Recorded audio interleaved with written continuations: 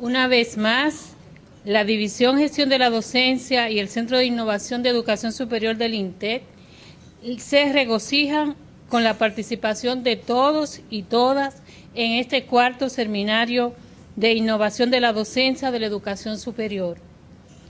Para la segunda conferencia de este evento, contamos con la presencia del doctor Julio Cavero, especialista en el tema y a quien nos honra presentar y dar la bienvenida al INTEC. Julio Cavero es doctor en Filosofía y Ciencias de la Educación, es catedrático de Didáctica y Organización Escolar de la Universidad de Sevilla, secretariado de fundador de EduTech, profesor y tutor de tesis en programa de maestría y doctorado de la Universidad de Sevilla. Ha impartido conferencias en varias universidades españolas y latinoamericanas. Ha recibido el Premio Real de la Maestranza de Caballería. Es miembro del Grupo de Investigación Didáctica.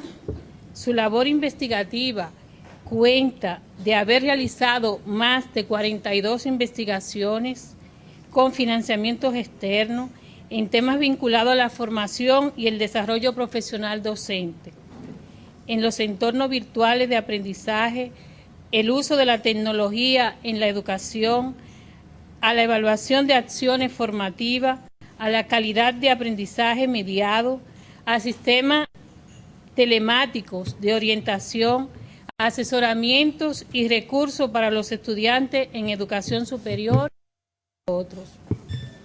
Julio Cavero cuenta con una producción editorial que pasa unos 51 libros, 133 capítulos de libros y más de 100 artículos en publicaciones especializadas.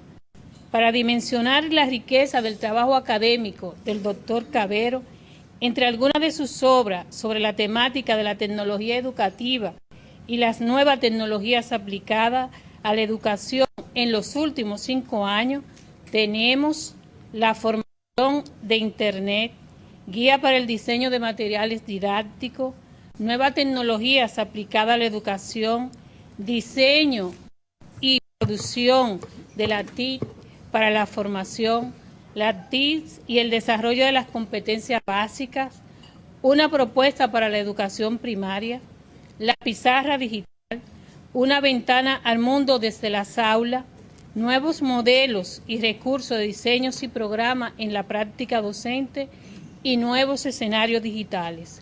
Recibamos pues al doctor Cavero.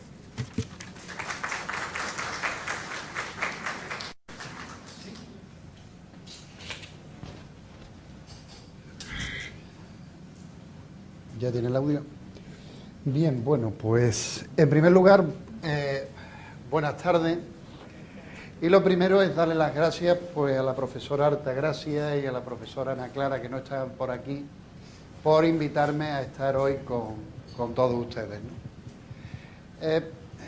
A mí me han pedido que yo les hable de eso que poco a poco está apareciendo ahí, y que es el tema sobre la calidad de los escenarios de formación virtual, ¿no? Yo, evidentemente, me voy a mostrar exclusivamente en el ámbito educativo, pero creo que las personas que tanto a Germán como a mí me han invitado a estar, o nos han invitado a estar aquí con ustedes, pues proponen dos cosas verdaderamente. Un planteamiento global de la sociedad y, si ustedes quieren, un planteamiento más local centrado en el ámbito educativo y en el ámbito universitario, que es en el que yo me muevo. Yo les voy a tratar a ustedes esos 4 puntos que tienen puestos ahí en la pantalla. Voy a comenzar con una serie de referencias iniciales y también me apoyaré en cosas que ha dicho Germán. Les hablaré después si nosotros queremos hacer escenarios de calidad en la formación virtual, si queremos utilizar el e-learning, el b-learning o el nombre que ustedes consideren oportuno, qué datos, qué cosas se nos van aportando desde la investigación, desde las referencias conceptuales y desde los marcos teóricos que deberíamos tener en cuenta si queremos crear escenarios de calidad. Después plantearé algunos de los elementos que desde mi punto de vista son las verdaderas variables críticas, que si nosotros queremos hacer escenarios virtuales de calidad para nuestros estudiantes y para que aprendan una serie de objetivos y adquieran una serie de competencias, a qué tenemos que prestarle atención. Y voy a finalizar pues con una referencia que yo creo que pueden ser importantes. Yo creo que en el campo del e-learning, formación virtual, teleformación, el nombre que ustedes deseen darle, pues nos encontramos que esto tiene muchas posibilidades y que tiene muchas ventajas, ¿no? Romper las barreras del espacio y el tiempo, ofrecer una formación multimedia a los estudiantes, utilizar muchas herramientas de comunicación sincrónica y asincrónica, etcétera, etcétera, etcétera, etcétera. Pero también hay, como decía un disco que se llamaba de los Pink Floyd, La cara oculta de la luna, también hay una realidad. Y es que muchas veces hay un número elevado de fracasos, muchas veces las experiencias que se han hecho no son tan exitosas, muchas veces uno dice el número de egresados que tiene esa formación virtual, pero no dice cuál es el número de ingresados que tiene esa formación virtual. Y yo creo que si eso tiene muchas posibilidades, si tiene muchas ventajas, ¿por qué puede ocurrir esa disontonía entre muchas posibilidades y algunas veces muchos elevados fracasos? Y yo creo que hay una serie de preguntas o una serie de respuestas que nos pueden dar algunas pistas. Una es que nos hemos olvidado de lo que de verdad son las variables críticas en la formación. Yo lo apunto ahí porque después específicamente, como le he dicho anteriormente, me voy a centrar en ello. Otra es que nos hemos centrado demasiado en la tecnología. Yo coincido completamente con lo que ha dicho Germán de la conectividad, e incluso ayer en la cena yo decía de cómo en una conferencia ya había dicho, parafraseando un poco el principio de Arquímedes, de darme un punto y mover el mundo. Yo en una conferencia dije, darme conectividad y mover el mundo. Porque creo que una de las cosas verdaderamente importantes es la conectividad. Pero creo que cuando nos estamos metiendo en el ámbito de la formación virtual, nos hemos centrado demasiado en la tecnología. Y como yo he dicho muchas veces, las tecnologías son solamente cacharros y punto.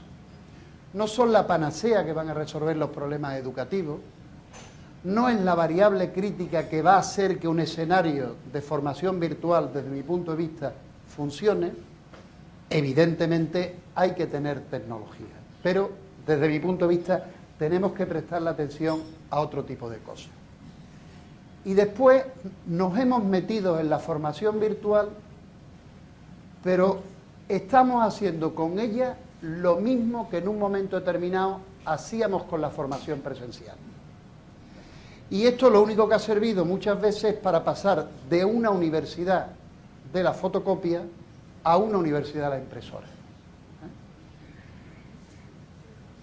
Pensamos que el simple hecho de que yo suba un documento en formato PDF, HTML, en lo que ustedes quieran, y que el alumno se lo baje y yo siga pidiéndolo que me lo repita, y en función del grado de semejanza así va a venir la calificación, es que yo estoy haciendo e-learning, etcétera, etcétera, etcétera.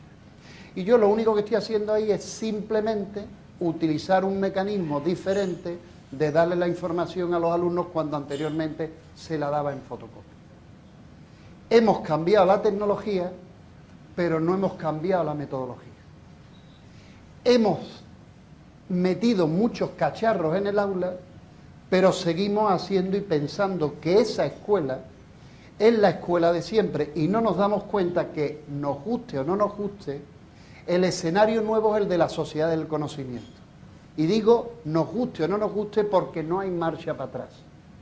No podemos hacer esfuerzos, desde mi punto de vista, en formar a ciudadanos y a ciudadanas para una sociedad postindustrial, porque simplemente ellos y ellas no van a vivir en la misma. Creo que otro error ha sido todo lo referido a la formación del profesorado.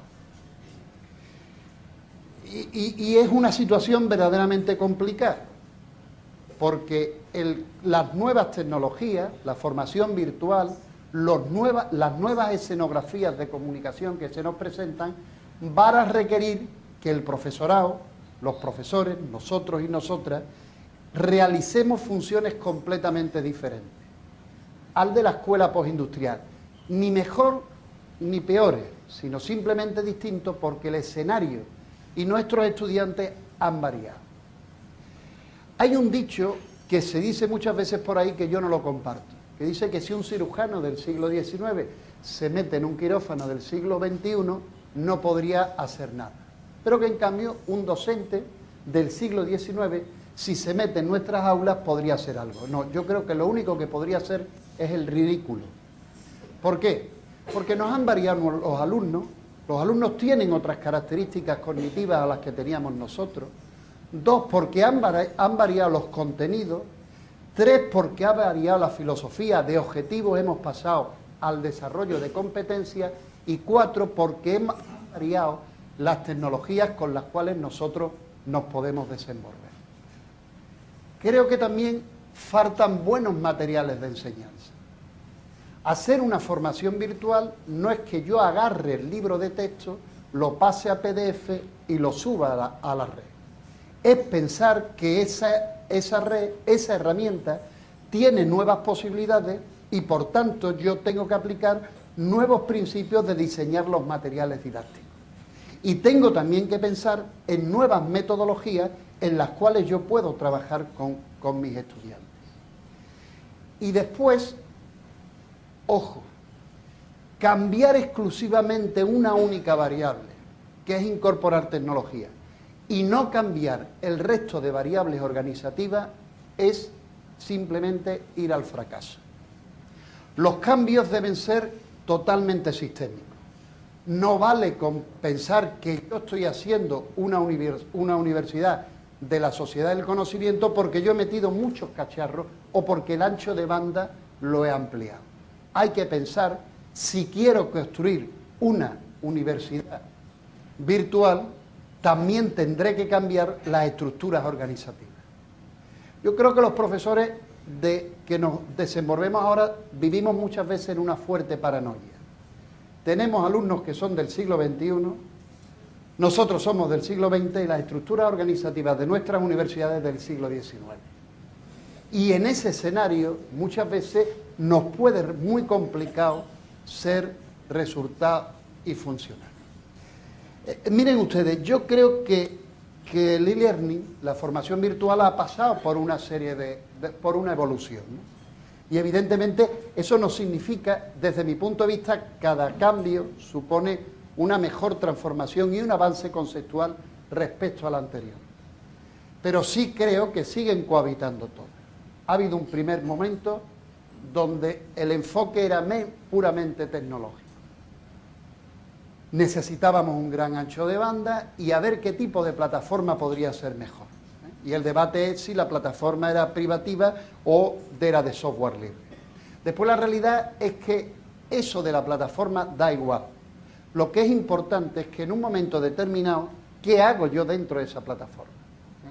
Es el clásico discurso que algunas veces ha dicho que si yo utilizo Moodle es una plataforma constructivista. No, yo puedo hacer una formación bancaria utilizando el planteamiento de Freire con una plataforma Moodle o con una plataforma de Blackboard o con la que sea. Depende de la metodología y depende de lo que yo soy capaz de hacer en ese escenario nuevo virtual.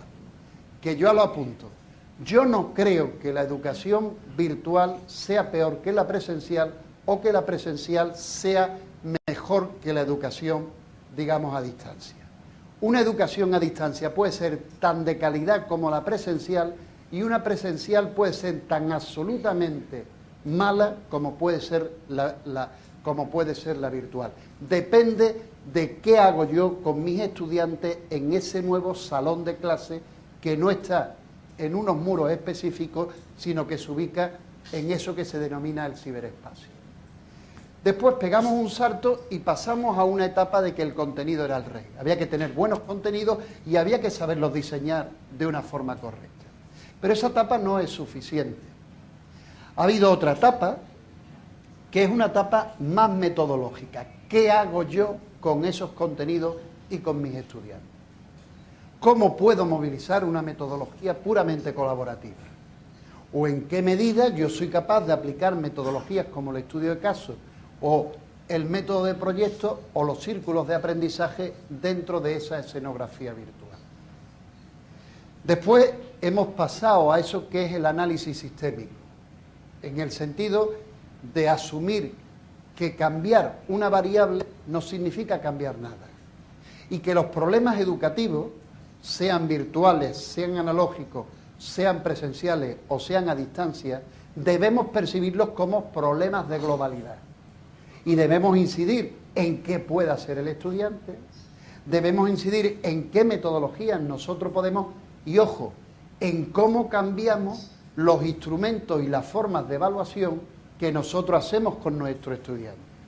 Porque si queremos crear escenografía de formación flexible, pero seguimos evaluando con metodologías exclusivamente centradas en productos, evidentemente no hemos cambiado nada. Habrá que buscar nuevas formas de evaluación más auténticas, nuevas formas centradas en lo que puede ser la evaluación mediante portafolio, etcétera, etcétera, etcétera.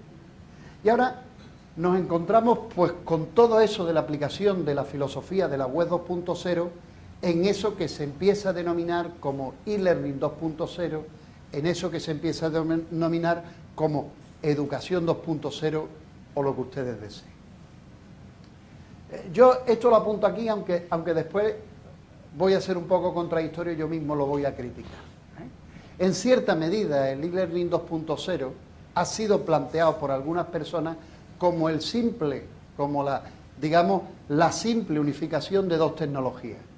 Lo que podrían ser el e-learning 1.0 apoyado en los LMS tradicionales, plataformas de teleformación, etcétera, etcétera, etcétera, más el sumatorio de todas las posibilidades que nos permiten las herramientas de la web 2.0, que facilita que la persona se convierta no solamente en un receptor de información, sino que permite que el estudiante pueda construir información, pueda construir contenido, se convierta en cierta medida en lo que estaba hablando anteriormente Germán, nos convirtamos no solamente en lectores, sino también en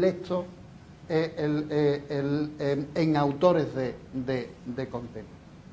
Pero, como yo digo, después lo criticaré, porque desde mi punto de vista el e-learning 2.0 tiene que suponer también no el mero hecho de sumatorio de tecnología, sino fundamentalmente lo que sería el cambio de actitud de qué es lo que nosotros tenemos que hacer como docentes y el cambio de actitud de cómo el alumno tiene que enfrentarse en los procesos de enseñanza, de aprendizaje en una sociedad del conocimiento. Realizar esta introducción, que puede quedar hasta bonita, también ustedes pueden empezar a pensar, bien, pero para esto me parece que no lo habrán traído a usted solamente aquí, sino también para decirnos, bueno, si nosotros en un momento determinado queremos hacer cosas, queremos nuestras universidades que incorporen estas nuevas estrategias que parece ser que son las que van a funcionar en esa sociedad del conocimiento, digan usted algo de cosas que en un momento determinado sería bueno considerar para no estar constantemente, como decimos en mi país, intentando redescubrir el Mediterráneo. Y lo que en un momento determinado, algunos estudios, de lo que en un momento determinado, algunas investigaciones, o lo que en un momento determinado, análisis de buenas prácticas, que nos van indicando de qué cosas sería conveniente no hacer para no caer en errores, en los mismos errores, o replantear lo que en un momento determinado pues vamos llevando a cabo. Y yo creo que si nosotros agarramos pues lo que serían todas esas investigaciones, esos metaanálisis y esos estudios teóricos, pues una de las pistas que nos dicen de cuáles pueden ser escenografías virtuales de calidad para la formación virtual es aquellas que estimulan el contacto entre el profesor y el estudiante. Ojo, un error que muchas veces que cometemos, o dos errores que muchas veces cometemos desde mi punto de vista. Uno es pensar que el aprendizaje no se produce si el profesor o la profesora no están frente al estudiante. Eso es erróneo. Entre otros motivos, porque en esa sociedad del conocimiento muchas de las informaciones, muchas de las competencias y muchos de los conocimientos los adquirimos a través del aprendizaje informal. No solamente a través de los aprendizajes puramente formales. Pero lo que sí hay una cosa, y ojo, hay dos cosas que tenemos que cambiar. Una es la distancia física y otra es la distancia cognitiva. Yo puedo estar muy cerca de mis estudiantes y tener menos relación con el estudiante que con, por ejemplo, con estudiantes que puedan estar conmigo en la Universidad de Bucaramanga, en Colombia, que estoy llevando una serie de cosas, o aquí con algunos estudiantes de universidades como UNAPEG o la UNFU y demás. Es decir, cuidado que la distancia física no es la que marca el aprendizaje, sino la que marca el aprendizaje es la distancia cognitiva que pueda haber entre el estudiante y el profesor. Y las tecnologías de la información y las tecnologías de la web 2.0 facilitan sin ningún problema que pueda haber interacción sincrónica y que pueda haber interacción no sincrónica. Bueno, pues aquellos escenarios donde se daba una alta interacción entre el profesor y el estudiante eran considerados por los estudiantes como escenarios satisfactorios y como escenarios de calidad. O dicho de otra forma, los estudiantes valoran verdaderamente de forma positiva que haya una metodología por parte del profesor completamente diferente a yo te subo un documento, tú te lo bajas, tú te lo lees y tú me lo repites por algún tipo de instrumento de evaluación que yo en un momento determinado planteé. Otra de las cuestiones es que la mejor, cuando en un momento determinado el profesor o la profesora ponía en funcionamiento estrategias de aprendizaje activo, y para mí una de las variables críticas, y ya se la apunto, que hace que podamos convertir escenarios virtuales en calidad, son las actividades que hacen los estudiantes. O dicho de otra forma, sobre la información que yo le aporto, ¿qué hace el alumno para que esa información la convierta en elemento conceptual y lo incorpore a su estructura cognitiva y modifique la estructura cognitiva previa que tenía a ese proceso de formación, que al fin y al cabo de eso trata el aprendizaje? Es modificar estructuras de aprendizaje en los estudiantes. Eso de convertir en aprendizaje activo lo podemos hacer perfectamente dentro de la red, utilizando métodos de proyecto, casas de tesoros, círculos de aprendizaje, estudios de casos, análisis de documentos, etcétera, etcétera, etcétera. El que haya una pantalla no significa para nada que tenga que ser solamente una situación de formación totalmente plana y totalmente unidireccional de traslado de información. Otra de las cuestiones que creo que es verdad que han sido exitosas es cuando yo aplico la metodología del aprendizaje colaborativo y cooperativo. Ojo, pero para aplicar la estrategia o metodología de aprendizaje cooperativo en la red, requiere también que se den cambios organizativos y estructurales por parte de la universidad. Si yo tengo 100 estudiantes dentro de mi entorno de teleformación, yo no puedo realizar estrategias de aprendizaje cooperativo. ¿Por qué? Porque tampoco lo puedo hacer con 100 estudiantes en una metodología presencial. De ahí lo que yo anteriormente les decía, cambiar una única variable y no cambiar estructuras organizativas y no cambiar estructuras metodológicas no sea cambiar nada en la universidad. Es simplemente incorporar cacharros, incorporar tecnología. Y ojo, y esto del aprendizaje cooperativo también es bueno que nosotros los profesores y las profesoras lo asumamos. Los profesores y sobre todo los que somos de universidad, tenemos pasión por el conocimiento, pero no queremos conocer a nadie. Tenemos nuestro PowerPoint del ADN y la mitosis, parece como el Señor de los Anillos, mi tesoro, ¿no? Y no lo quiero compartir con el compañero. Eso es un verdadero error. Una sociedad del conocimiento funciona gracias al intercambio de información y gracias a la colaboración. Si en un momento determinado un grupo de profesores y de profesoras diseñan una materia de forma conjunta, ganan todos tiempo. ¿Por qué? Yo negaré esto que lo he dicho públicamente. Trabajar en línea y trabajar en formación virtual requiere más trabajo inicialmente para el docente. Negaré públicamente que lo he dicho. Por tanto, si esto requiere más esfuerzo inicialmente para el profesor, para ponerse al día, para diseñar materiales, si en un momento determinado lo hacemos de forma conjunta, nosotros mismos nos vamos a ahorrar esfuerzo. Pero ojo, no es que vamos a ahorrar esfuerzo, es que vamos a diseñar materiales de más calidad y más adaptados a los estudiantes. Nosotros el grupo que yo dirijo, cuando diseñamos la asignatura, nos repartimos diferentes temas. Después cada uno, cuando lo da con su grupo, le da su matiz, le da su orientación y le da la percepción. Pero en cuanto al diseño de material, nos hemos ahorrado tiempo y, si ustedes quieren, esfuerzo, y si ustedes quieren, también dinero. Y también aquellas experiencias donde el alumno recibe una retroalimentación rápida por parte del profesor han sido valoradas exitosamente. En algún momento alguien dice que son 24 horas, otras 48, yo no voy a entrar en ese discurso. Lo que sí es cierto que hay que poner en la guía del estudiante un tiempo de compromiso en el cual el profesor se compromete a responder, ojo, y el alumno a esperar. No ese alumno que te ha mandado un correo y a la hora te dice, es que no me ha contestado usted. Entonces, normal. No sé si es 24, son 48, son 36. Lo que sí es cierto es determinar unas reglas del juego que puedan ser, digamos, asumidas y respetadas por todos. Y evidentemente hacer materiales de enseñanza que puedan respetar la diversidad de inteligencia de las personas.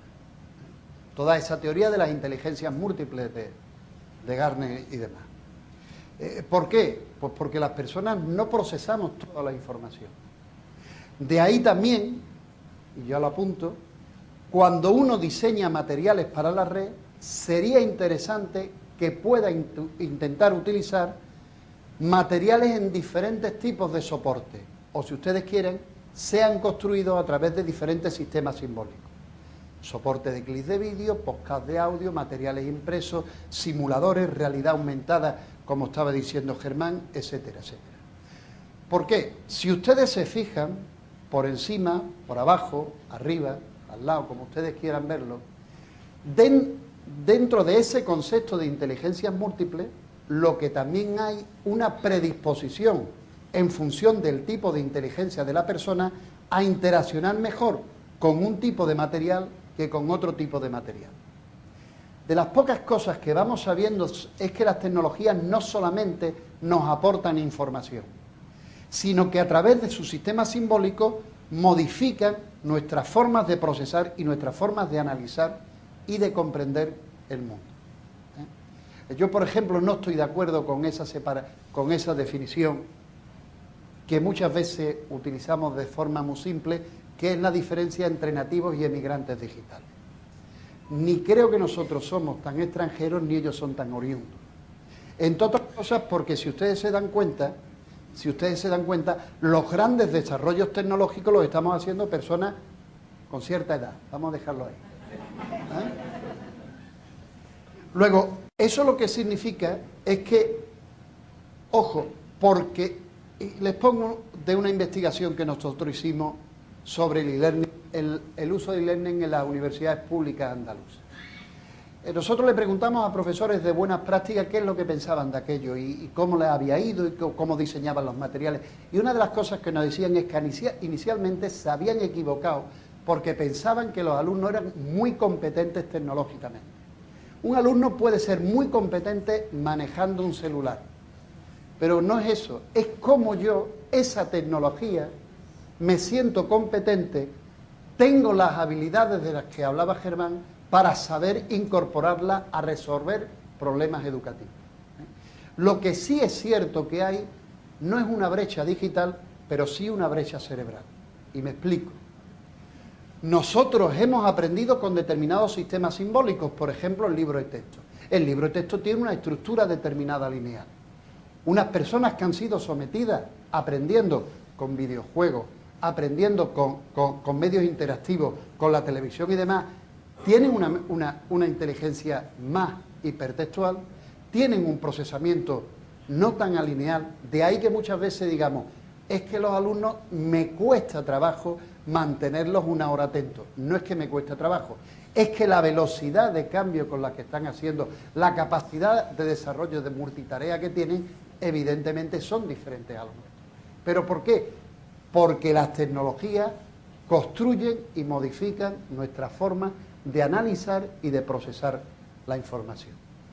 Hay otro tipo de cosas, y es que cuando un profesor, un tutor, una tutora, tiene en esos escenarios virtuales una actividad más reactiva, les llama la atención a los alumnos, no me participas en el foro, te pasa algo. Esos profesores son muy bien considerados por los estudiantes y esas experiencias son muy válidas. O dicho de otra forma, y me voy otra vez a lo nuevo, al principio, lo interesante es crear escenografías virtuales, interactivas y participativas. No porque yo suba un documento estoy haciendo e-learning, estoy simplemente utilizando, y lo repito, un mecanismo diferente de distribución de la información. Como de esto voy a hablar después, lo dejo ahí. Yo creo que tenemos que cambiar y redefinir nuestros roles. Y ojo, siempre lo hemos hecho a lo largo de la historia de la educación. Cuando surgió el libro de texto, cambiamos nuestros roles. En su momento determinado, en la Edad Media, de la que en su momento Germán apuntaba, las buenas y las malas universidades se separaban porque dejaban o no utilizar los libros de texto. Las malas eran los que los utilizaban. Una de las últimas universidades europeas que dio la venia a utilizar los libros de texto fue la Sorbona. No creo que nadie pueda ponerla en duda como universidad de calidad. Hoy en día nos podríamos preguntar qué haríamos sin el libro de texto. Y incluso algunos profesores no sabrían o no sabríamos qué hacer, y me meto yo también, para que no sea una crítica.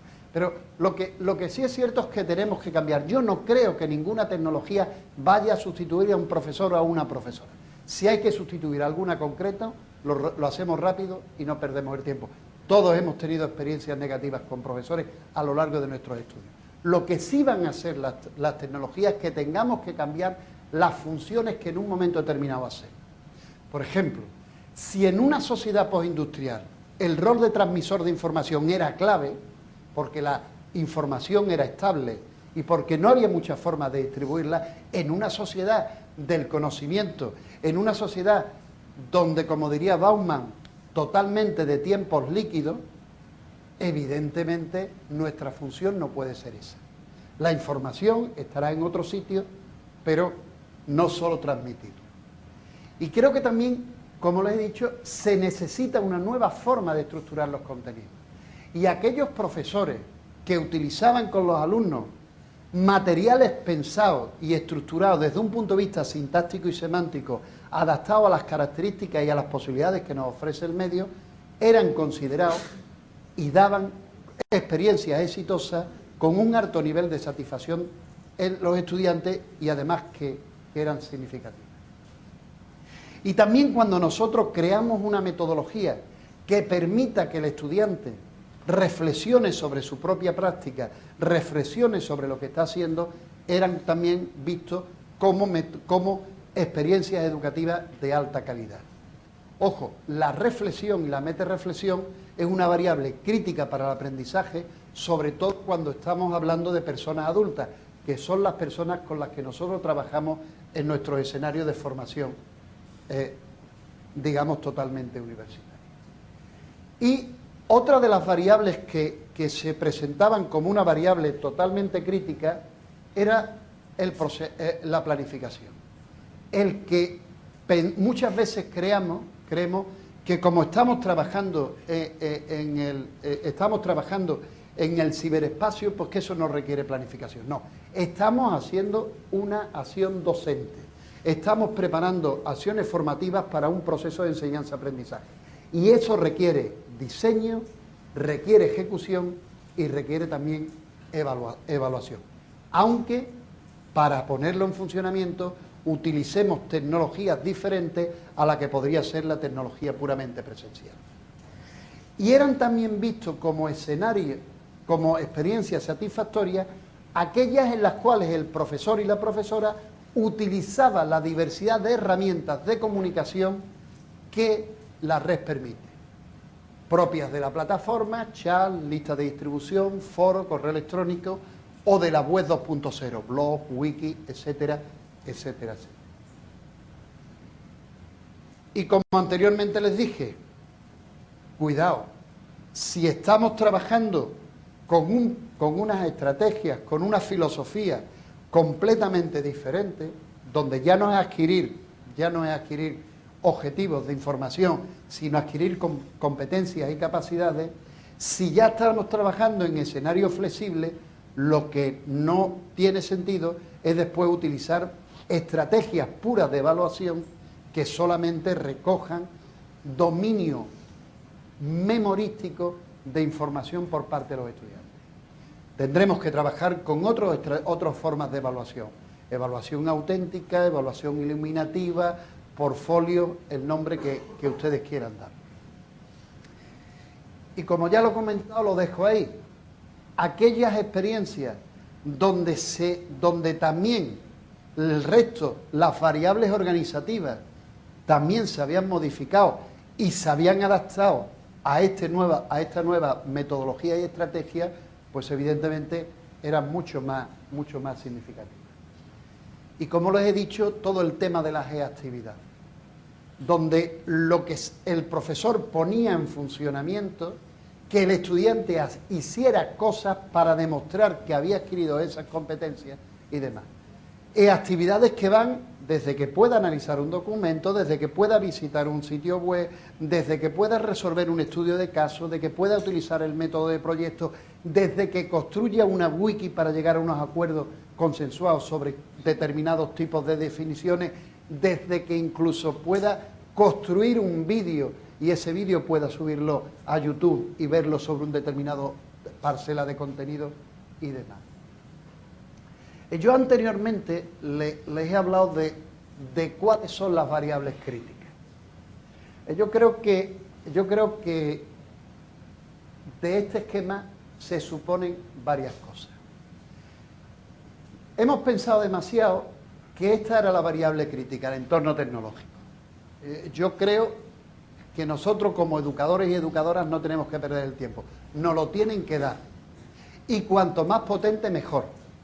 Y la plataforma, cuanto más amigable, mejor. Y ojo, las tecnologías que disponemos nosotros para hacer acciones de enseñanza son muchas veces más fáciles de manejar que tecnologías domésticas. Piensen ustedes toda la accesibilidad de lo que ha cambiado la tecnología. Les pongo un ejemplo. Acuérdense de trabajar con el WordStar como procesador de texto, que había que darle a esto, a la otra letra, y con el codo para poner sus rayas. ¿Vale? Control KW. Bueno, las tecnologías cada vez, afortunadamente, son más amigables y son más accesibles para nosotros. Yo creo que si queremos crear escenarios de calidad en formación virtual, tenemos que empezar a centrarnos en el resto de variables. ¿Cómo estructuro yo los contenidos que en un momento determinado pongo ahí? Las universidades tienen una gran posibilidad cuando incorporan la formación virtual, y es la siguiente. Les voy a poner un ejemplo tonto de una investigación realizada en su momento. Se intentó comparar quiénes aprendían más, si aprendía una persona más con un programa de televisión o el profesor con el libro de texto. Investigación que es perversa, porque la hora de televisión vale más barata que la hora de profesor.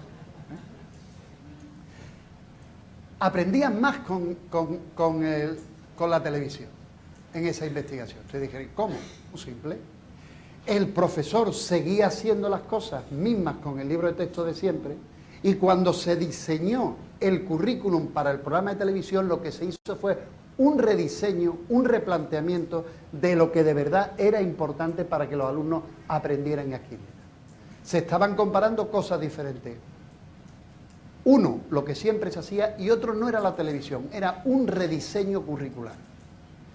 Esto pasa cuando nosotros por primera vez nos podemos meter en el e-learning. Es que podemos pensar si lo que de verdad le estamos transmitiendo a nuestros alumnos tiene sentido. Si de verdad lo que le transmitimos a nuestros alumnos son los núcleos semánticos de contenido para esa formación o para esas necesidades de esa sociedad del conocimiento. Y perder esa oportunidad yo creo que es verdaderamente absurdo, ¿no? Ver también, bueno, y nosotros como profesores y como estudiantes, como profesores y también los estudiantes, ¿el rol en este escenario virtual tiene que ser el mismo o tiene que ser diferente? Y sin lugar a dudas, lo que en su momento determinado hagamos ahí va a cambiar. O, por ejemplo, ¿qué tipo de metodologías yo utilizo? O, por ejemplo, ¿cómo yo manejo las diferentes herramientas de comunicación que esa red me permite? ¿Cómo puedo utilizar los podcasts? ¿Cómo puedo utilizar una videoconferencia para establecer contactos? Etcétera, etcétera. O todo el apartado que yo les he dicho de las actividades y demás. O cómo tendré que replantearme ese modelo de evaluación. Yo creo que esas son las variables críticas. No tanto el elemento puramente de la reflexión tecnológica, que nos la tienen que dar los servicios de informática de las universidades, las personas que trabajen en eso, y nosotros como docentes lo que tendremos que plantearnos, ¿qué hace en este tipo de variables?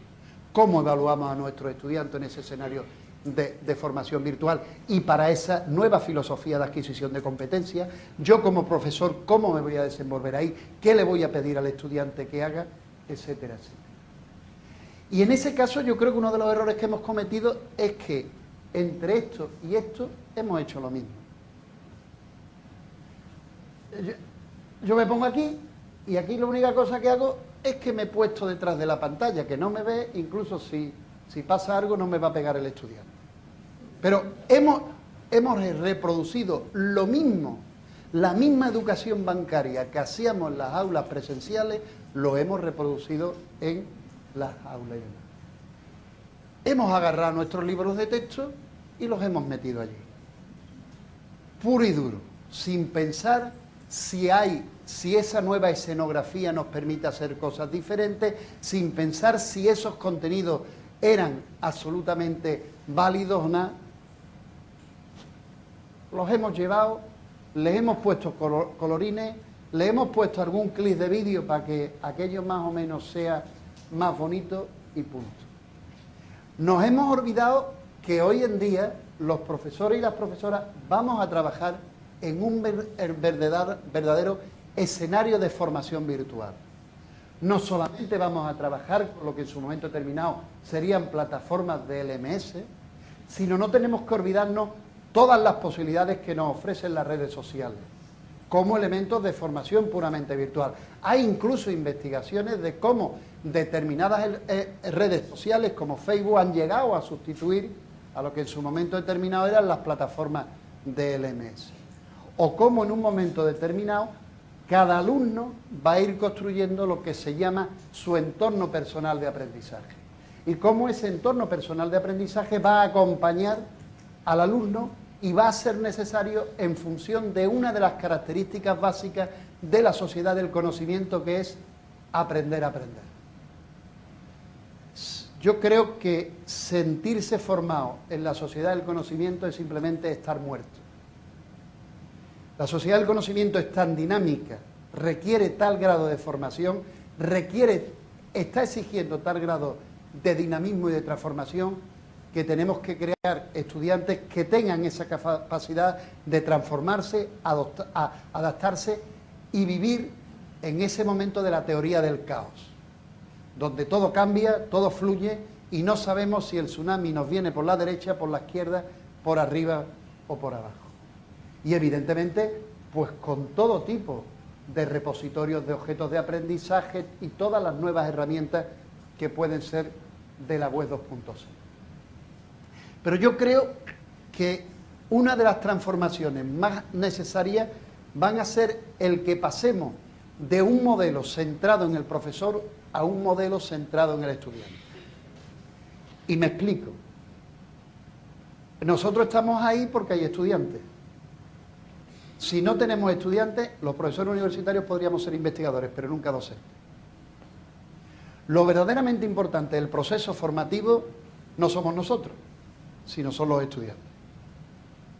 Hasta ahora el sistema educativo ha girado mucho al profesor, evidentemente no con tantas posibilidades. Y además, por ejemplo, en mi país cada vez nos piden hacer más cosas y con menos sueldo, ¿vale? Pero evidentemente, sí, por lo que veo, los problemas son globalizados, ¿no? Pero lo que sí es cierto es que la importancia en el acto formativo no la tiene que tener el profesor, sino la tiene que tener el estudiante. Y nuestra función, y ya apunto uno de los roles que desde mi punto de vista son claves para el profesor, nuestra función es la de diseñar situaciones mediadas de aprendizaje. Yo creo que ese es uno de los roles claves que vamos a tener que desempeñar.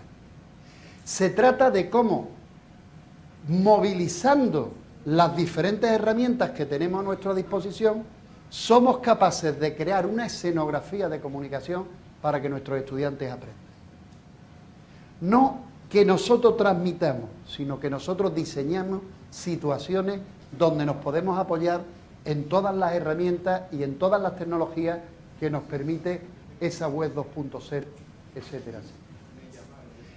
Pero eso requiere, y aquí es donde yo empiezo ya con eso que yo le llamaba del e-learning 2.0, requiere no solamente sumar tecnología. Si sumamos tecnología y metemos más cacharros, pasará como ha pasado con muchas renovaciones tecnológicas que se ha hecho en la escuela. Y siempre hablo de mi país. La incorporación del vídeo ha servido para que algún político de turno le dé la mano a algún director dándole una cámara de vídeo. Se acabó. O la incorporación de muchas aulas de cómputo ha servido para lo mismo. Alguien le daba la mano, salía en la foto, pero aquello no transformaba el sistema educativo. Solamente hay dos tecnologías, desde mi punto de vista, que han cambiado y que pueden, una la ha cambiado y otro puede cambiarla, lo que es la práctica educativa. Una fue el libro de texto y otra es Internet. El resto, el sistema las ha fagocitado. Y yo creo que eso pasa porque tenemos que cambiar y ver eso. Y ojo, también, vuelvo a decirlo, tendremos que cambiar nosotros y tendrán que cambiar los estudiantes, porque ya lo apunto. Una escuela de la sociedad postindustrial es la más fácil para el estudiante, porque yo te mando unos documentos, tú me los repites a mí, y en función del grado de concordancia va a venir tu calificación. Pero si yo te pido que me hagas preguntas divergentes, si yo te pido que me resuelvas un estudio caso, si yo te pido, ya el alumno puede empezar a decir, usted me está pidiendo demasiado y yo esto de las reglas del juego no las tengo tan claras. ¿Por qué? Porque la otra era muy simple. Si 2 más 2 son 4, yo tengo un 10. Si me pone un 5, bueno, un 7, ¿no? Por decirlo de alguna forma, ¿no? Yo creo que se necesitan esos cambios. Y se necesita también pasar del diseño de contenidos al diseño de actividad.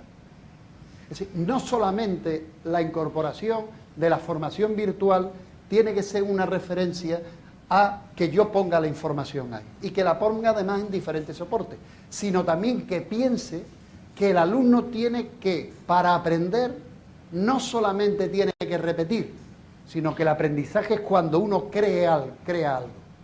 Y todavía más en una famosa pirámide de la formación, cuando yo soy capaz de a un par explicarle lo que en un momento determinado yo sé y he aprendido. Y como les he dicho, para mí las actividades son un elemento clave que puede unificar perfectamente lo que podría ser esas dos fases de ese proceso de enseñanza-aprendizaje. Lo que sería la enseñanza y, lógicamente, el aprendizaje. Y en estas actividades no podemos olvidarnos todo lo que nos ofrece la web 2.0, que nos ofrece herramientas para que los alumnos busquen y localicen información, para que los alumnos comuniquen a otras a sus compañeros y también para que los alumnos reconstruyan, mezclen, remezclen, elaboren información y además información en diferentes tipos de soporte. Y herramientas que, bueno, no me voy a poner ahí, pero ahí tienen ustedes una galaxia de herramientas. Herramientas que les va a permitir hacer cosas en video, herramientas que les va a permitir hacer cosas en vídeo, herramientas que les va a permitir hacer cosas en soporte, vamos a llamarle en sistema simbólico escrito, etcétera, etcétera. Y ojo, herramientas que son muy fáciles de manejar y herramientas que son gratuitas y de fácil incorporación a lo que sería la práctica educativa. El problema no está en la herramienta, sino el problema puede estar, por ejemplo, cómo yo en una forma determinada utilizo una wiki en un proceso formativo. O cómo yo, si quiero establecer, pues por ejemplo, quiero crear un blog, si el blog se convierte solamente en que aquello que cada uno opina, no, sino como un blog, si quiero hacer un blog colaborativo con mis estudiantes, qué tipo de estrategia y metodología pues yo tengo que aplicar. Y yo les decía lo de las actividades. Bueno, pues fíjense ustedes, la única limitación a hacer actividades en la red es la creatividad del docente. No hay otra. Los escenarios virtuales nos permiten hacer todo lo que en un momento determinado queramos hacer. La única limitación es la limitación que nosotros podamos tener, uno, por nuestra inseguridad, y dos, por nuestra falta de formación conceptual, o mejor dicho, metodológica didáctica. Pero de la red no es. Yo puedo hacer escenarios colaborativos, puedo hacer trabajos grupales, puedo hacer trabajos individuales, puedo hacer que creen documentos en soporte impreso, puedo hacer que creen documentos en soportes audiovisuales, puedo hacer que hagan investigación en acción, por ejemplo, a través de entrevistas mediante podcast, que lo suba y demás. Y como bien decía Germán anteriormente, las tablets, los dispositivos móviles se van a convertir en un verdadero aliado potentoso, digamos, en los escenarios de formación. Y eso nos lleva a que nos replanteemos una serie de cambios. Uno es pasar de que el alumno sea solamente un receptor pasivo a lo que anteriormente le decía, que el alumno sea un desarrollador y sea un agente totalmente activo. Y esa es función nuestra. ¿Cómo hacemos que el alumno sepa que no tiene que reproducir, sino que tiene que construir? Y la reconstrucción no es solamente sacar una idea nueva, sino también es a través de combinaciones saber crear productos en formas diferentes. Pasar de la recepción pasiva a la interactividad, pasar de elementos de productos a elementos de procesos, y cómo lo importante muchas veces no es haber llegado al sitio, sino cómo en el viaje hemos aprendido, y cómo en ese proceso en el cual se pone en funcionamiento el aprendizaje uno consigue cosas. Pasar de elementos de evaluación totalmente sumativa a elementos de evaluación auténtica, y pasar de elementos individuales a la creación de comunidades virtuales de aprendizaje, a la creación de comunidades de práctica, o si ustedes quieren también a la creación de redes sociales de interacción y demás. Esto voy a ser muy rápido porque por la tarde va a haber un taller y demás. Nosotros, en cuanto a los contenidos, lo que creo es que ha habido siempre dos grandes formas de entender. Una perspectiva objetivista y una perspectiva, vamos a llamarlo más cognitivista y demás, ¿no? Nosotros, pues, somos más eclécticos. ¿Por qué? Porque pensamos que todo depende. Para algunos objetivos, muchas veces, en un momento determinado, un modelo de diseño de materiales objetivistas me puede ser válido, y a lo mejor un modelo más cognitivista pues puede ser interesante. Yo creo que no hay que limitarse, o como muchas veces empezamos. Yo cuando empezaba los estudios, pues en mi facultad todos eran psicólogos psicoanalistas, después todos fueron conductistas, después todos cognitivistas, ahora todos son conectivistas. Bueno, todo depende, como dice la canción de Jarabe de Palo. O sea, yo creo que de las cosas que vamos sabiendo es que no hay una única respuesta universal a los problemas y a los planteamientos educativos. Bueno, esto me lo voy a pasar porque creo que por cuestión de tiempo. Y ya a manera de síntesis y tratando parte del profesor. Bueno, yo creo, si uno quiere en un momento determinado hacer escenarios de formación virtual, lo primero y condición sine qua non es que haya contenidos de calidad. Y no caer en el error de lo que yo tengo antiguo, trasladarlo. Lo que yo tengo analógico, pasarlo a lo digital. No, la gran oportunidad que nos puede permitir esto es que podamos replantear y repensar el currículo. Y por tanto, de verdad, si lo que estamos haciendo responde a formar a unos alumnos con unas competencias y unas capacidades para la sociedad del conocimiento. Yo creo que la tutoría, el acompañamiento, ese asesoramiento por parte del docente es un elemento clave. Hacer e-learning, formación virtual, no es que yo te suba unos documentos y yo me olvide de ti. Es que yo te subo una información y yo, mediante el diálogo, mediante la interacción, mediante la evaluación, mediante la tutoría, voy a hacer que tú vayas construyendo el conocimiento y llegues a adquirir esas competencias.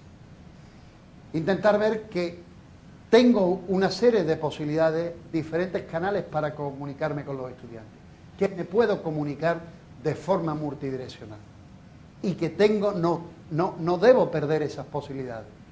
Utilizar, por ejemplo, un Facebook en clase simplemente como elemento de relación y de interacción entre los estudiantes puede ser una opción completamente válida, que no tiene por qué, digamos, sustituir al LMS. Y vuelvo a decirlo, si cambiamos la tecnología, cambiamos la metodología, pero no cambiamos la estructura organizativa, el fracaso puede estar garantizado. O si ustedes quieren verlo de otras maneras, el éxito va a ser más dificultoso. Y, evidentemente, hay que centrarse en las metodologías. ¿Qué es lo que yo hago con mis estudiantes para que esos estudiantes, con esos contenidos y con todo ese tipo de cuestiones, sean capaces de ver? Y ya para ir finalizando, y que dé un tiempo para que ustedes me hagan las preguntas que quieran, bueno, ¿qué pasa con el profesor y con el estudiante? Yo creo que con el profesor pasa lo que en un momento determinado tienen ustedes aquí. Tenemos que asumir nuevos roles, nuevas competencias, y les aviso, por el mismo dinero o tal vez por menos. Lo que sí es cierto es que de ser solamente consultores y transmisores de información, tendremos que empezar a ser diseñadores de situaciones mediadas de aprendizaje. Tendremos que desempeñar esa función de curadores de contenido, de seleccionar contenidos pertinentes, adaptados a las características de mis estudiantes. Tendremos que ser tutores, moderadores, orientadores y también, evidentemente, una de nuestras funciones claves, que es la de evaluación. Pero ese profesor, como transmisor de información, es un profesor que responde a un modelo de escuela de la sociedad postindustrial, no a un modelo de escuela de la sociedad del conocimiento. ¿Y qué pasa con el alumno? Pues el alumno va a tener que tener nuevas competencias y nuevas capacidades. El alumno va a tener que tener competencias como la capacidad de análisis, de síntesis, no de reproducción. Tendrá que tener capacidad de saber aplicar los conocimientos. Y como decía anteriormente Germán, resuelvan usted cosas que a mí me permitan ver que lo que usted en un momento determinado le hemos presentado y usted dice que ha interaccionado, le ha servido para resolver problemas, para crear cosas, etcétera, etcétera. Tendrá que saber resolver esos problemas. Tendrá que tener la capacidad de aprender. Yo creo que una de las competencias básicas del alumno de la sociedad del conocimiento es que tenga la capacidad de aprender, la capacidad de desaprender y la capacidad de reaprender, teniendo en cuenta lo dinámico de los contenidos y de la información en las cuales nos vamos a mover. Saber trabajar en equipo. porque el trabajo en equipo cada vez va a ser más necesario y, como decía Germán, en equipos de personas que a lo mejor puede que incluso físicamente nunca lleguen a conocerse. Tendrá que tener la capacidad de saber organizarse el tiempo. En un modelo analógico donde yo tengo clases de matemáticas de 5 a 6 en el aula tal, me es fácil. En un modelo donde yo trabajo con todo eso,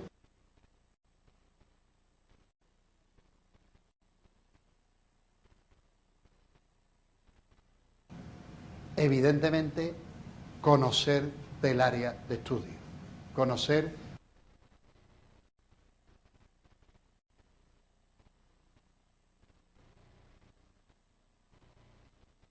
de ese área, que muchas veces incluso se nos llega a olvidar. Pero claro, esto tiene una serie de problemas y una serie de desconcierto que nos deja algunas veces como diciendo, sí, pero ¿qué pasa aquí? ¿Qué es lo que hago? ¿Cómo voy? Yo creo que hay 3 dificultades mínimas que hay que empezar a plantearse. Una, insistir que el aprendizaje requiere esfuerzo cognitivo por parte de los estudiantes. El que yo mueva muchas veces el ratón, simplemente se produce una interacción entre el dedo y el codo. El aprendizaje es cuando la interacción se produce entre el dedo y mi estructura cognitiva. Yo puedo mover muchas páginas, puedo navegar mucho, puedo decir muchos hiperenlaces, pero ahí no está el aprendizaje. El aprendizaje es cuando esa información que hay ahí, yo la domino, la relaciono con la estructura cognitiva y la información que yo poseo. Ojo, y para eso es clave lo que hacemos nosotros como profesores y las actividades que en un momento determinado le ponemos. El alumno tiene que tener una competencia digital, el alumno y el profesor. El que yo sepa hacer muchas cosas, no, la competencia digital es una competencia básica de la ciudadanía, de la sociedad del conocimiento. El concepto de alfabetización en la sociedad del conocimiento no se limita a una alfabetización lectoescritora, sino también a saber crear y reproducir e interpretar mensajes por las diferentes herramientas y fuentes que nosotros tenemos a nuestra disposición, que nos pone a nuestra disposición esa sociedad. Y vuelvo a insistirlo, repensar, replantear, adaptar los materiales que en un momento determinado yo le voy a poner a los estudiantes. Y pensar que el libro de texto requiere una estructura de diseño de los materiales, que a lo mejor un vídeo didáctico que persigue la función de transmisor de información tiene que tener una estructura, pero que unos materiales de formación virtual pues tienen que tener. Y por supuesto se buscan profesores innovadores. Un profesor que tenga sus dudas de cómo comportarse aquí, mejor que siga con su otro planteamiento.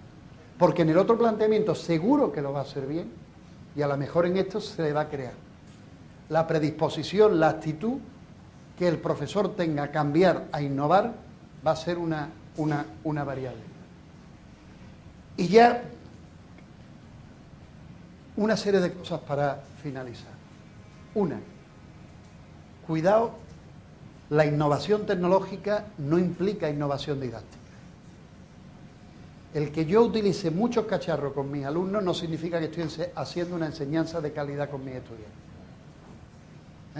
La innovación didáctica es cuando yo creo nuevas escenografías para que los alumnos de forma individual, en interacción con los objetos de aprendizaje, en interacción conmigo y en interacción con sus otros pares, lleguen a aprender.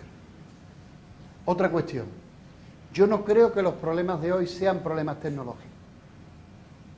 Tenemos tecnologías que son fáciles de manejar y nos permiten hacer bastantes cosas. Yo creo que los problemas con que nos enfrentamos nosotros en el ámbito didáctico son de pensar qué es lo que queremos hacer, cómo hacerlo, para quién y demás, pero no tecnológico. Es un problema conceptual de que reflexionemos pues sobre eso, qué vamos a hacer, cómo lo vamos a hacer, para quién y por qué hacer.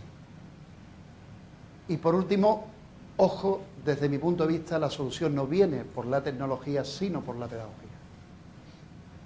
La solución viene porque no solamente movamos tecnología, sino porque de verdad sepamos mover tecnología de una forma de calidad.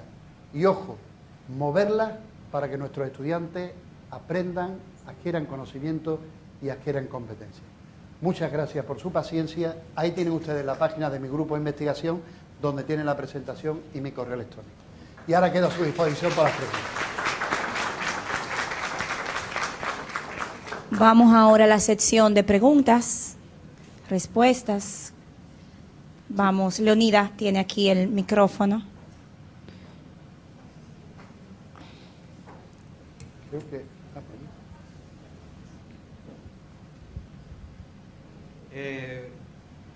Pascual Ram, le habla. Profesor Germán Escorcia y profesor Julio Cabero Almenara. Hay dos asuntos que considero pueden fusionarse en una pregunta. El primero es que por la experiencia observamos que los estudiantes adquieren muchas facilidades de definiciones, de conceptualizaciones.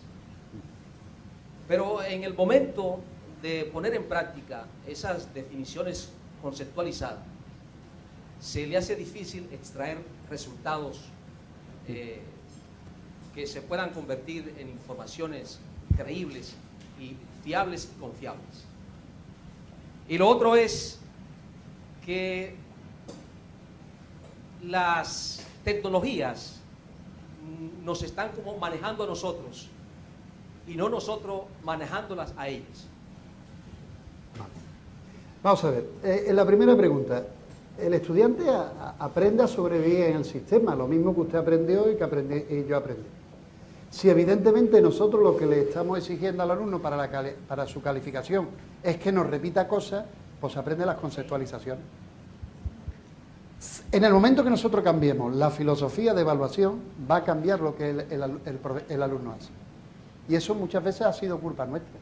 Vamos, no nuestra, me refiero del sistema, que lo que le ha pedido no es que el alumno cree, sino que el alumno renueve. Ayer por la noche, en una cena absolutamente encantadora que pasamos, porque fue una cena absolutamente de conversación intelectual, empezamos a hablar del sistema educativo coreano, del sistema educativo finlandés y demás. Es que son, y todo el mundo está en el primero PISA, son sistemas donde no se le pide reproducir a los alumnos, sino crear cosas. Ojo, para crear hay que saber. O sea, el conocimiento no aparece por ciencia infusa. O sea, esa es la primera. El poder de las tecnologías tienen un elemento mágico. Ya en su momento determinado, Humberto Eco, en un libro tradicional, decía que había apocalípticos integrales. Los que están radicalmente en contra y radicalmente a favor. Yo creo que hay que establecer una tercera vía, que es la de los críticos. Las tecnologías son herramientas que nosotros debemos saber movilizar. Ojo, si no sabemos movilizarlas, si no tenemos una competencia digital, evidentemente nos van a manipular. El tema es una competencia digital para saber cómo en un momento determinado, alguien ha hecho eso. ¿Por qué en un momento determinado una persona que hace cine utiliza el picado o el contrapicado para representar al bueno o al malo? Porque da sensaciones cognitivas de engrandecimiento o empequeñez. Eso es alfabetización digital, aprendizaje del lenguaje digital. Yo creo que una de las cosas que es importante es que nos demos cuenta que, nos guste o no nos guste, esta sociedad del conocimiento gira en torno a las tecnologías de la información. Y tenemos que, por fuerza, saberlos manejarlas y que aprovecharlas. Y entonces las tecnologías posiblemente no nos manejarán, o mejor dicho, nos van a manejar un poquito menos de lo que nos hacen ahora. Porque siempre hay un currículum oculto detrás de cualquier tecnología. Ya lo había con el libro de texto. Piense usted, por ejemplo, la representación que se hacía de las mujeres en los libros de texto, que ya indicaba a lo mejor cierta querencia de a cuál debería ser el papel de la mujer en la sociedad. Y cómo los hombres representaban, salían como médicos, salían y muchas veces las mujeres salían en otro tipo de actividades profesionales.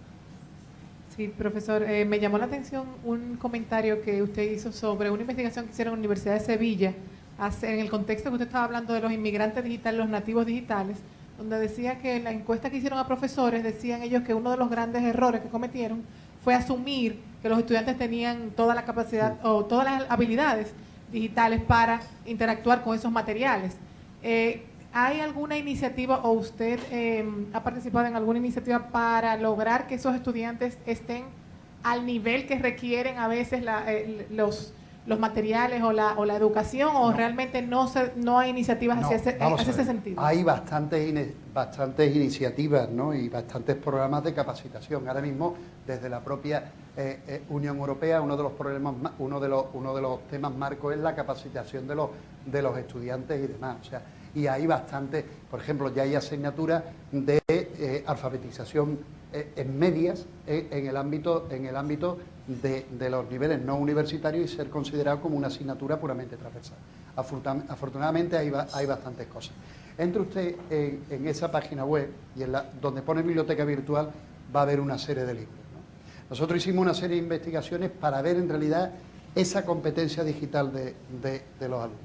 Ojo, investigaciones que no solamente hicimos en España, por ejemplo, también la hicimos aquí en Santo Domingo con alumnos de la Pucamaima o en el estado de Tamaulipas, donde ayer por la noche estábamos hablando, ¿no? Ahí tiene usted una buena fundamentación teórica de diferentes experiencias nacionales e internacionales. Y hay bastantes estándares de cuáles son las competencias digitales que un alumno debe ir adquiriendo en función del nivel educativo en el cual está.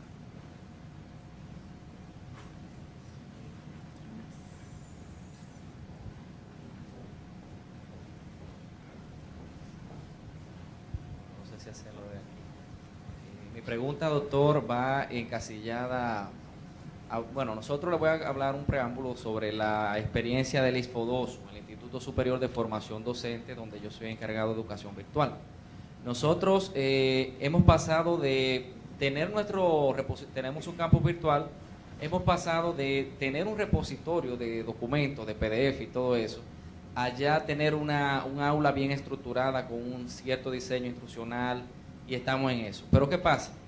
Hemos tenido la problemática de que los docentes de nosotros, que son estudiantes de pedagogía, tienen una alta preferencia por la formación guiada.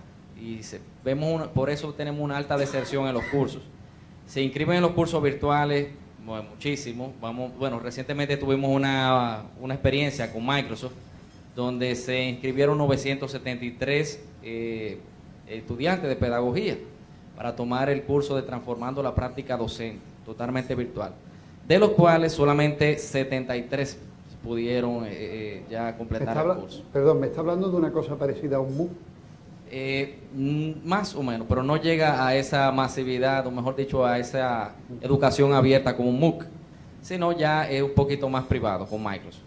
Entonces, la pregunta va encaminada: ¿qué hacer para fomentar ya aprendizaje autónomo en esos estudiantes? Es que, vamos a ver, el problema, volvemos otra vez a lo mismo, es de adquisición de competencias por parte de los estudiantes, que es lo que no nos estamos dando cuenta. O sea, una de las cosas que tiene que tener un estudiante en la sociedad del conocimiento es aprender a aprender. Y una de las cosas que tiene que hacer el sistema educativo en niveles no universitarios es que ese alumno vaya capacitándose en ese autoaprendizaje. En ese autoaprendizaje o en adquirir competencias también, como por ejemplo la autorregulación del aprendizaje. Es un proceso vamos a ver, yo algunas veces digo que no hay que innovar ya el sistema educativo, hay que revolucionar el sistema educativo. Y me explico.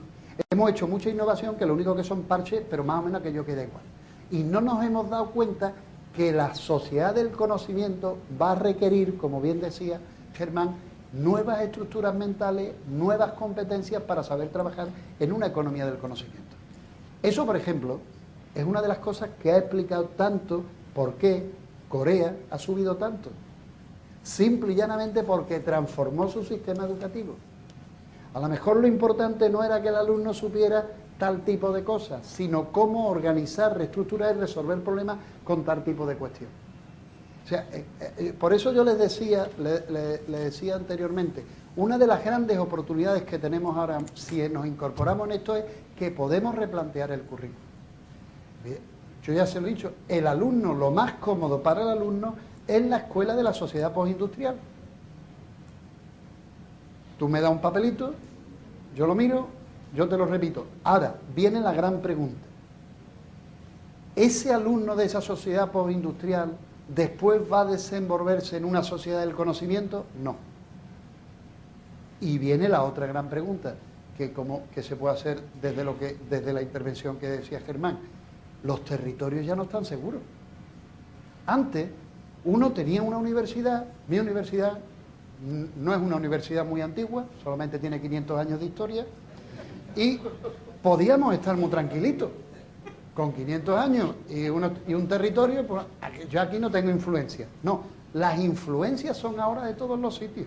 Vamos a tener que saber trabajar con conceptos de movilidad del estudiante, movilidad virtual de los profesores. O sea, tenemos que cambiar esto. Aquellas sociedades, aquellas escuelas que lo cambien, van a estar arriba. Aquellas sociedades, aquellas escuelas que no lo cambien, van a estar abajo. La decisión es política, cultural y demás. Y es cierto que los cambios tecnológicos son rápidos y los cambios sociales son lentos. Pero no podemos pensar ya en algo que no vamos a tener. Y entonces, ¿cuál es el problema? Que hay que replantear desde el principio el alumno que viene. El mismo problema que tiene usted lo tengo yo de forma presencial, con mi alumno. Y le digo de forma presencial. Cuando yo le digo a los alumnos en mi universidad que el sistema educativo español es un sistema educativo que obliga hasta determinada edad y que un alumno de una formación universitaria es adulto y que si quiere esté y si no, no esté, el alumno empieza que no es mi problema. Usted es una persona adulta que ha decidido voluntariamente estudiar este tipo de carreras. Usted tiene que tener su compromiso con usted y con la sociedad, porque le estamos pagando, porque lo que paga un estudiante no es lo que cuesta real el puesto laboral, el puesto académico, para ir a saberse desenvolver. Pero eso es un esfuerzo cognitivo. De ahí, fíjese que una de las cosas que yo le ponía en esos obstáculos y en esa carita de perro que ustedes se han sorprendido un poco, es que esto requiere esfuerzo cognitivo por los estudiantes. Dime, Ana Clara. Perdón, yo tengo una pregunta, si usted me lo permite, a esto. Pues por supuesto. ¿Era con tutores o sin tutores? Con tutores. ¿Cada cuántos alumnos tenían tutores? Ajá. Ajá. ¿Y tuvieron un propedéutico mínimo para incorporarlos básicamente en el uso de... Okay, era pregunta que queríamos las condiciones son óptimas. ¿Por qué no? Posiblemente porque a lo mejor no estaba dentro de un programa puramente académico.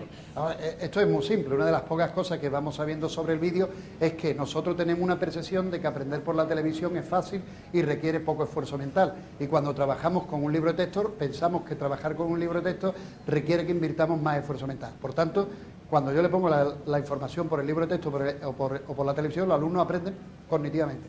Pero yo le pongo un vídeo, le digo al alumno, de aquí van 2 preguntas para el examen, cambia el esfuerzo mental que invierte. A lo mejor esta experiencia tan exitosa dentro de tal, varía. Bueno, mi compromiso, yo después atiendo a todos ustedes, pero mi compromiso era que a la 1, para no romper, yo llegara. Muchas gracias por su paciencia y le doy las gracias de nuevo, harta gracias. Nuevamente gracias al doctor Julio Cavero por tan interesante conferencia, la calidad en la formación virtual. Pues bien, como muy bien dijo el doctor, vamos a invitarles ahora a pasar por el almuerzo que se ha preparado para todos ustedes, que fue ubicado en el Bosquecito. El Bosquecito está detrás del edificio Arturo Jiménez. No sin antes comunicarles que allá se ha puesto una mesa en donde deben de pasar para que se den cuenta de en cuál taller fueron anotados. Y también ahí mismo le van a decir, luego del almuerzo, a dónde deben dirigirse para tomar dicho taller. Hasta aquí llega mi presentación con ustedes, así es que tengan todos y todas buen provecho y feliz resto de la tarde. Gracias. Ok.